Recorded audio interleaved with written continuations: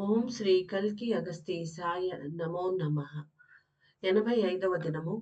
108 దినముల ఆత్మగాయత్రి సాధన చేసే శిష్యులకు, 48 దినముల ఆత్మగాయత్రి నోమును చేయుచున్న ప్రియమైన శిష్యులకు శ్రీ పరాశర మహర్షి అనుగ్రహ భాషణం. ఓం శ్రీ పరాశర మహర్షియే నమో నమః. భగవంతుని సృష్టిలో ప్రతిదీ ఉత్తమమైనదే అని తెలుసుకొనండి.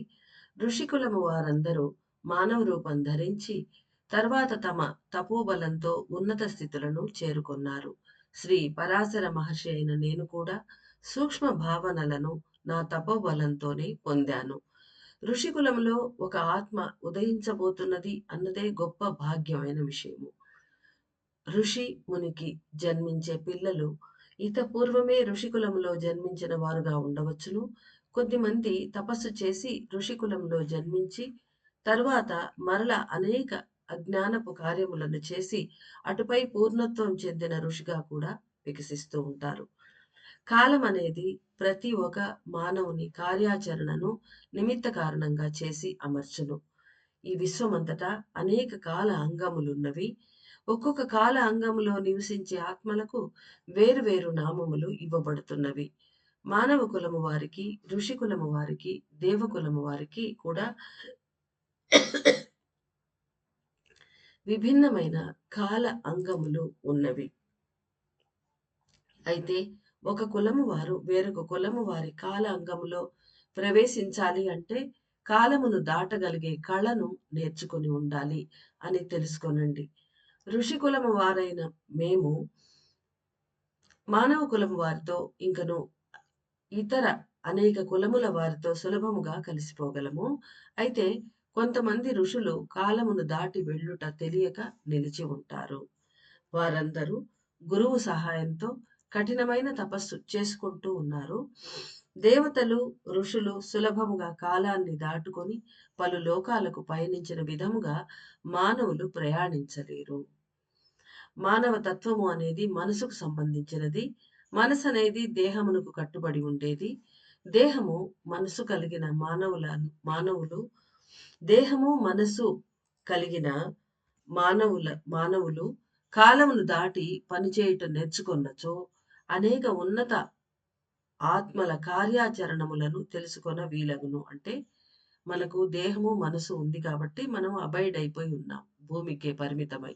వేరే కాల అంగంలోకి మనం ప్రవేశించడం కష్టం అంటున్నారు. అయితే అది నేర్చుకోవచ్చు తపస్సుతోటి. అన్ని రకాలుగా మనం నేర్చుకునే అవకాశం మన ముందర ఉన్నది. అయితే దేహము, మనసు కలిగి ఉన్న మానవులు కాలాన్ని దాటి కనుక వాళ్ళు ప్రయాణించగలిగితే వేరే కాల అంగంలో ఉండే ఉన్నత ఆత్మల వాళ్ళ కార్యకలాపాలు ఎలా చేస్తారు అవన్నీ కూడా మనం నేర్చుకొని తెలుసుకునేదానికి వీలవుతుంది అంటున్నారు మహర్షుల వారు. శ్రీ పరాశర మహర్షి అయిన నేను వివిధ సత్యములను వివరించుటకు ప్రయత్నిస్తున్నాను. యుగ మార్పు జరిగినచో ఎటువంటి కదలికలు ఏర్పడునో తెలుసుకోనండి. యుగ మార్పు అన్నదే కాలంలో మార్పు అని తెలుసుకోనండి. అనేక సత్య శోధనలు జరగగలవు. అంటే ఈ యుగ మార్పు కాలంలో అనేకమైనటువంటి సత్య శోధనలు జరుగుతాయి. ఈ సమయంలో మాత్రమే ప్రతి ఒక్క కాల అంగంలో నివసించే ఆత్మలు వారికంటే అధునాతన కాల అంగంలో ప్రవేశించే వీలు కలుగును. అంటే వాళ్ళకన్నా హయ్యర్ స్థాయిలో ఉండే ఆ ఆ కాల అంగంలోకి వెళ్ళగలరు అని. ప్రతి ఒక్క కాల అంగంలో నివసించే ఆత్మలు వారికంటే అధునాతన కాల అంగంలో ప్రవేశించే వీలు కలుగును. కాల అంగము అనేది దేనిని సూచించుచున్నది అని తెలుసుకోవాలి. 60 ఘడియలు కలిగిన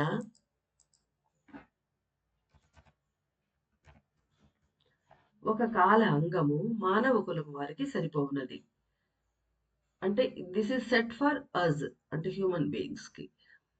మానవులందరూ 60 ఘడియలు అనే కాల అంగము లోపల కట్టుబడి నివసించే వారగుదురు. అంటే మనం అందరము జీవించాలి అంటే మన కాల పరిమాణం అనేది 60 ఘడియలు ఒక రోజుకు. అంటే 24 గంటలన్నమాట. ఋషికులము వారందరూ ఉన్నతమైన కాలాంగంలో నివసిస్తారు. మానవుల 1 సంవత్సర కాలం అనేది ఋషులకు 1 దినమగును. దేవతల ఋషుల యొక్క 1 సంవత్సర కాలము వారి ఒక దినముగా పరిగణించబడును. ఇవన్నీ కాలము యొక్క విభిన్నమైన పనులు.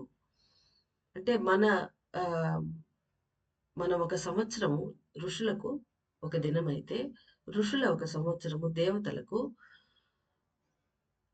ఒక దినమనమాట వాళ్ళకు. అలా ఉంటుంది లెక్కలు అని చెప్తున్నారు స్వామి. ఇవన్నీ కాలం యొక్క విభిన్నమైన పనులు. కావున కాలం అనేది ఏర్పడే స్థితిగతులు, అచట లభించు ఇంధనములు అను శక్తులు, మరియు కదలికల తత్వము మొదలైనవన్నీ గణనలోకి వచ్చి మారిపోవును అని గ్రహించండి. ఇక్కడ అర్థం చేసుకోవాలి. అంటే గణన ఎలా జరుగుతుంది అని. ఏ బేస్ మీద కౌంటింగ్ అవుతుంది అని మనకు సందేహం వస్తే, అక్కడ లభించే ఇంధనములు అనబడే శక్తులు. అంటే వాళ్ళు ఏ ఏరియాలో నివసిస్తూ ఉంటారో, ఆ పర్టిక్యులర్ కులము వారు, ఆ ఆత్మల నివసించే ఆ ప్రదేశంలో ఉండే స్థితిగతులు. అంటే అక్కడ అన్ని స్థితులు, వాతావరణం వాటెవర్ ఇట్ ఈస్ అక్కడుండే స్థితిగతులు.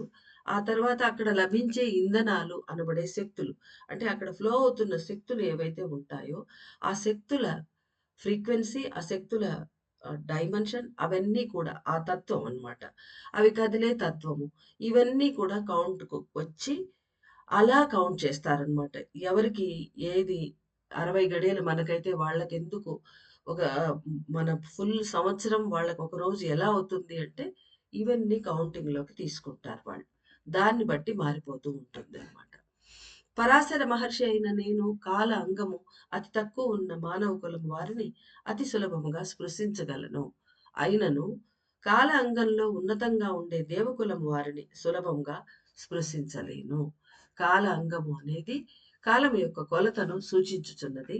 ఉన్నతమైన కాల కొలతను కలిగి ఉన్న ఆత్మలు కాలం యొక్క కొలత తక్కువగా ఉండే ప్రదేశములలో నివసించే ఆత్మలను సులభముగా స్పృశించి కలిసిపోగలరు. అంటే మనకన్నా హయ్యర్ డైమెన్షన్‌లో హయ్యర్ ఆహ్, టైమ్ ఆహ్, లో ఉండే వాళ్ళు వాళ్ళ టైం పరిమాణం ఎక్కువగా ఉన్నవాళ్ళు, తక్కువగా ఉన్న వాళ్ళని ఈజీగా వాళ్ళు టచ్ చేయగలరు. మన దగ్గరికి రాగలరు. మనలో కలిసిపోగలరు. అయినను ఉన్నతమైన కాలాంగంలో ప్రవేశించుట అనేది కఠినమే. అంటే వాళ్ళంతా తపస్సులు చేసి దేవతల దగ్గరకు వెళ్ళడానికి ఆ శక్తి సామర్థ్యాలు ప్రాప్తింపజేసుకున్నారు వాళ్ళు. మనము అలా చేస్తే అంటే అవకాశం అయితే ఉన్నది. ఉన్నతమైన కాలాంగంలో ప్రవేశించుట అనేది కఠినమే. దైవములందరూ యుగ ప్రాతిపదికపై జీవించే ఆత్మలు. ఇక దైవాలను గురించి చెప్తున్నారు. అంటే దేవతలు కాదు. దైవములు వాళ్ళ స్థాయి వేరే. వాళ్ళందరూ యుగాల లెక్కల్లో ఉంటాయి వాళ్ళవి. అంటే చిన్న విషయం కాదు వాళ్ళది. ఈ సమయంలో దైవములు, దేవతలు, ఋషికులము వారు భూమిపై నివసించే ఆత్మలతో సులభంగా సంబంధం కలిగి పనిచేయుచున్నారు. అందుకు మూల కారణం ప్రతి ఒక్క కులము వారు తమ తమ కాల అంగముల నుండి విడిపడి తమకన్నా ఉన్నతమైన కాల అంగంలో ప్రవేశించవలెను అన్నదే అయి ఉన్నది. అది ఇక్కడ రహస్యం చెప్తున్నారు. వాళ్ళందరూ వచ్చి యుగ మార్పు జరుగుతోంది భూమి పైన. దేవతలు, దైవములు 12 దైవాలు మనం దిగొచ్చి మనతో పనిచేస్తున్నారు. మన వాళ్ళ లైట్ బ్రిడ్జ్‌తో మనల్ని అనుసంధానం చేసేసి ఉన్నారు. సో, ఇవన్నీ ఎలా జరుగుతున్నాయి ఇప్పుడు ఋషులు గూడా అంతకుముందే వచ్చారు. మళ్ళీ ఇప్పుడు గూడా వస్తూ ఉన్నారు. సో, ఇవన్నీ ఎందుకు జరుగుతున్నాయి? దీనికి మూల కారణం ఏమిటి అంటే, ప్రతి కులము వారు అంటే ఋషి కులం వాళ్ళైతే వాళ్ళకన్నా పై. అలా ప్రతి కులం వారు కూడా వాళ్ళ కాల అంగంలో నుంచి విడిపడి వేరే కాల అంగంలో కొత్తది, ఉన్నతమైనది, అధునాతనమైన ఆ కాల అంగంలో ప్రవేశించాలి. తమకన్నా పురోగతి చెందిన వారి కాల అంగంలో ప్రవేశించాలా అన్న ఒక ఉద్దేశ్యంతోనే వీళ్ళందరూ ఈ విధంగా అప్పుడేం చేస్తున్నారు వాళ్ళు సేవ చేస్తున్నారు.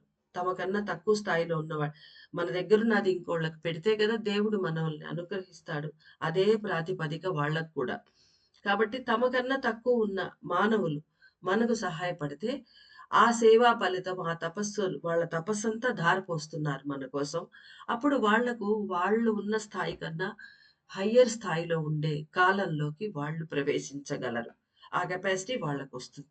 అంటే ప్రతి ఒక్క పనికి ఒక ప్రతిఫలం అనేది ఉంటుంది కాబట్టి. దేవతలు తమ శక్తులను కురిపించుట ద్వారా మానవ ఆత్మలను దేవకుల ఆత్మలుగా రూపొందించుటకు ప్రయత్నిస్తున్నారు.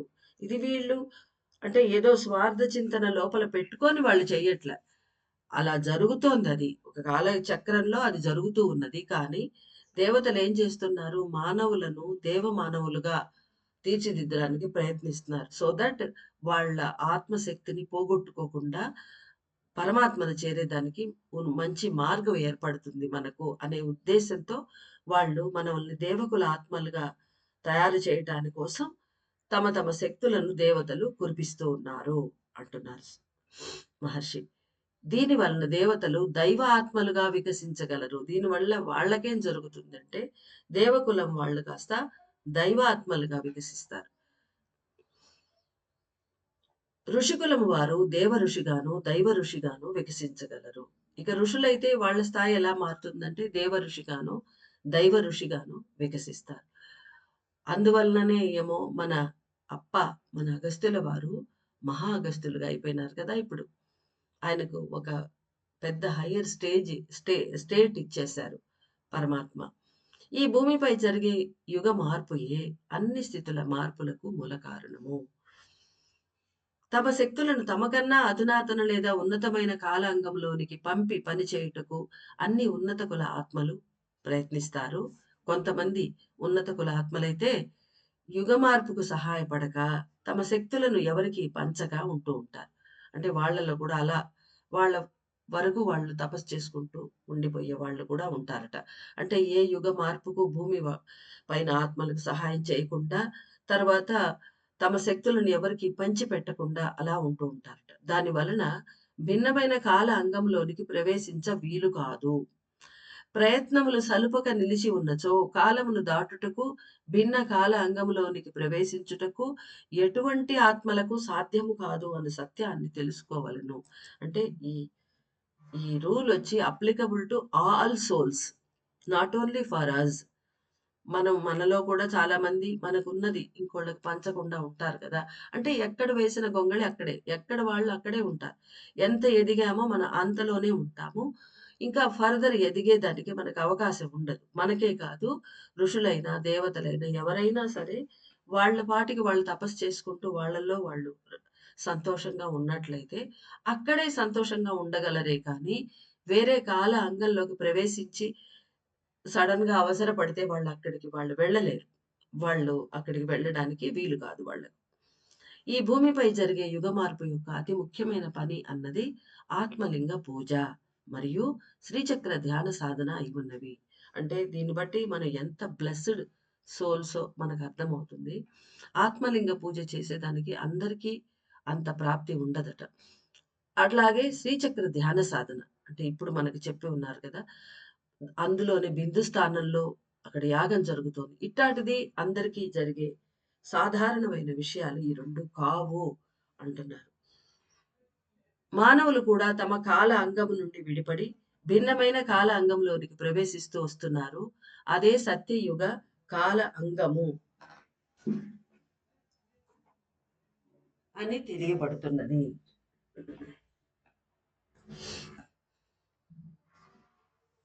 శ్రీచక్ర ధ్యాన సాధన చేపట్టి ఉన్న మానవాత్మలకు శ్రీ పరాశర మహర్షి అయిన నేను నా సంపూర్ణ శక్తులను సమర్పిస్తున్నాను.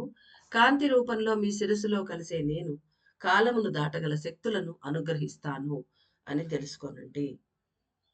అగస్త్య మహర్షుల వారి ప్రియమైన శిష్యులు ఈ సమయంలో భిన్నమైన కాల అంగంలోనికి సులువుగా ప్రవేశించగలరు. యాగములు చేయుట వలన, దేవతలకు ఆహుతులను సమర్పించుట వలన మానవులు ఋషికుల ఆత్మలుగా ఎదుర్కొంటకు వీలగును. అంటే మనల్ని యాగాలు చేయమన్నారు కదా! ఈ పూజ పూర్తయ్యాక. అలా చేయడం వల్ల మనం కూడా ఋషికుల ఆత్మల లాగా ఎదగటానికి మనకు అవకాశాలు మన ముందు ఉన్నాయి అంటున్నారు. సత్యయుగ బీజములుగా వికసిస్తూ వస్తున్న ఆత్మలు అనేక మంది ఋషికులము వారి కాల అంగమును త్వరలోనే పొందగలరు. అంటే మన గురించి చెప్తున్నారు. సత్యయుగ బీజములుగా వికసిస్తూ వస్తున్న ఆత్మలు ఋషికులం వారి కాల అంగమును త్వరలోనే పొందగలరు. కొంతమంది దేవకుల ఆత్మలుగా కూడా ఎదగగలరు. అంటే ఇంకా హయ్యర్ స్టేజ్‌కి కూడా వాళ్ళు వెళ్తారు. వాళ్ళ తపస్సు ఫలితాన్ని బట్టి. దైవకులాత్మలుగా కూడా మారగలరు. అంటే ఇంకా దైవాలుగా కూడా వాళ్ళు మారగలరు అంటున్నారు. అంతటి స్థాయి వాళ్ళు పొందేదానికి అవకాశం ఉన్నది. ఈ సతయుగ బీజాలుగా వికసించే ఆత్మలకు అని చెప్తున్నారు మహర్షి గారు. శ్రీ మీ శిరస్సులలో కలిసిపోయి నేను చేయబోయే పని అన్నది బంధములను, ముద్రలను తీసివేసి శూన్యమును పెంచుటయే అయి ఉన్నది. మెయిన్ మోటో ఈ శివాంశలైన, నక్షత్రాలైన, ఇతర శక్తులు ఏవైనా దిగి మన తలలో కలిసి చేసేవాళ్ళు మనలో ప్రాథమికంగా, ప్రధానంగా వాళ్ళు శూన్యాన్ని పెంచుతూ వస్తారు. అది స్వామి కూడా, మహర్షి వారు కూడా అదే చేస్తానంటున్నారు. ఇంకను నా శక్తులతో మీ శిరస్సులలో కరుగుతూ ఉన్న ఆత్మ కణములైన శివాంశలతో కలిసిపోయి పనిచేస్తాను. ఇంకా ఏం చేస్తారు ఆయన మహర్షుల వారంటే, ఆయన శక్తులతో సహా మన శిరస్సుల్లో కరుగుతూ ఉన్నారు గదా! ఇంకా కరిగి వెలికొస్తూ ఉన్నారు. అమ్మలు సంక్షేపణ జరుగుతూ ఉన్నది. అంటే ఒక్కసారిగా జరగదది అని ముందే చెప్పారు. ఆ వెలికి వచ్చే శివాంశలు కూడా పట్టని ఒక్కసారిగా వెలికి వచ్చి ఫుల్ శక్తులతో బయట పని చేయలేరు. వాళ్ళు కొంచెం కొంచెంగా, కొంచెం కొంచెంగా గడ్డగట్టి ఉంటారు కదా! కరిగి కరిగి బయటకొస్తున్నారు. ఒక్కరవ కరిగినా వాళ్ళ పని స్టార్ట్ అయిపోతుంది. సో, కొంచెం కొంచెంగా కరుగుతూ ఉన్న ఆ శివాంశలలో ఈయన శక్తులతో సహా వాళ్ళలో ఎంటర్ అయిపోయి కలిసిపోతాను అంటున్నారు. అక్కడ పని చేస్తాను అంటున్నారు.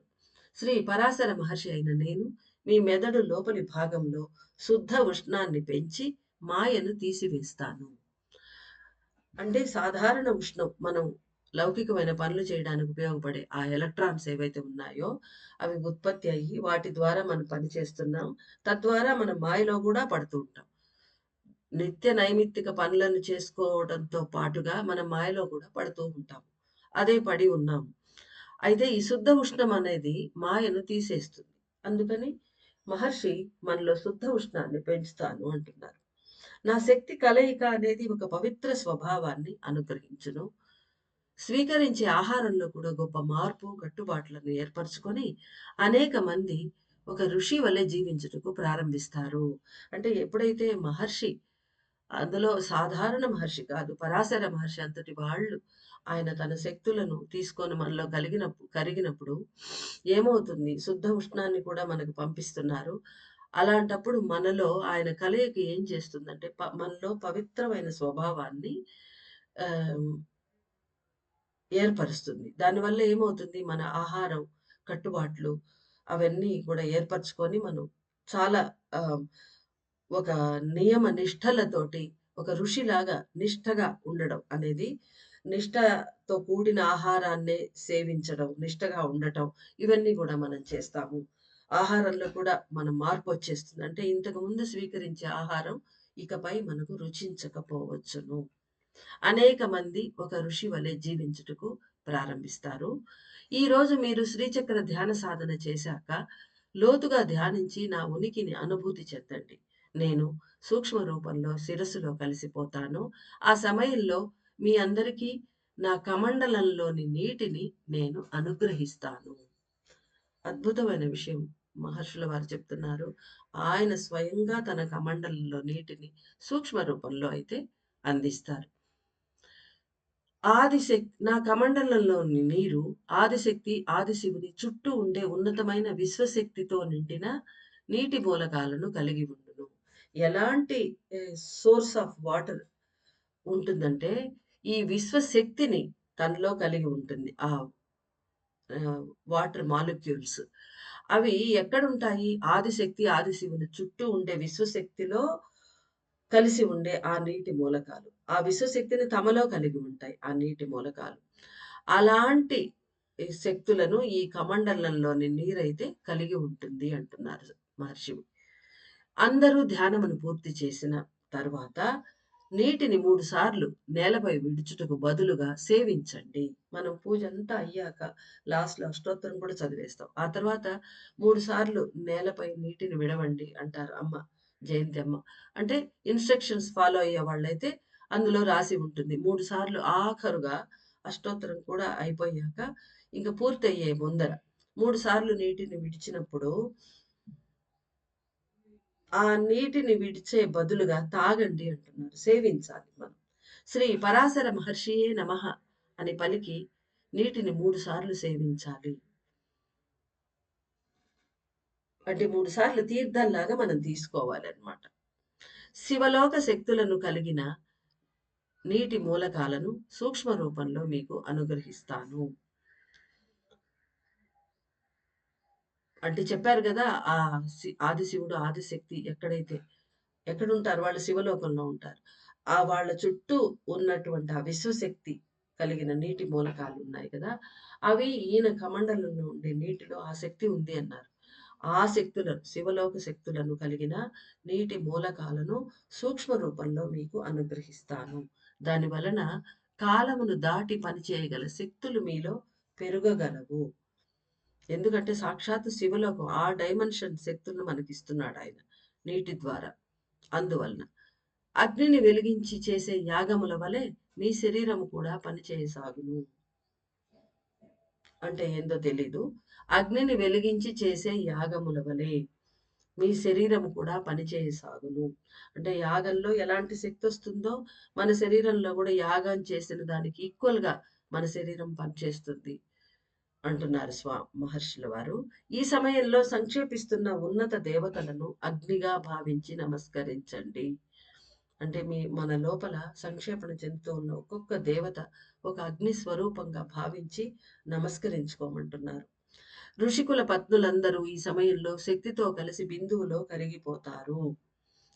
మనకు అంతకుముందు చెప్పిన దాని ప్రకారం ఒక మెసేజ్‌లో ఇఫ్ యూ రిమెంబర్ ఆ మెసేజ్‌లో ఏం చెప్పారంటే ఆహ్, అన్ని శక్తులు ఆహ్, వెళ్లి సంక్షేపణ చెందవు అన్నారు. ఇక్కడ ఈరోజు ఋషికుల పత్నులందరూ ఈ సమయంలో శక్తితో కలిసి బిందువులో కరిగిపోతారు అన్నారు. అంటే ఈ రోజుటి నుంచి బహుశా ఋషికుల ఇప్పుడు సప్త ఋషులున్నారు. వాళ్ళ పత్నులు వాళ్ళ శక్తులు కదా!